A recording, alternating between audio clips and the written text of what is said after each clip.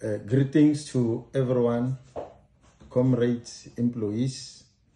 We are again at the end of yet another exciting year, 2025. To those who will be driving to different provinces and other areas around South Africa, make sure that you prepare your trip safely so you get organized with your family. Ladies and gentlemen, I just want to share that those who will be remaining at work, make sure that you work together as a team. Use proper documentation for each and every task. It will be difficult if we ignore safety. Those who will be drinking more in alcohol, control yourself, because your body, when you go to work, must be ready to do a proper job.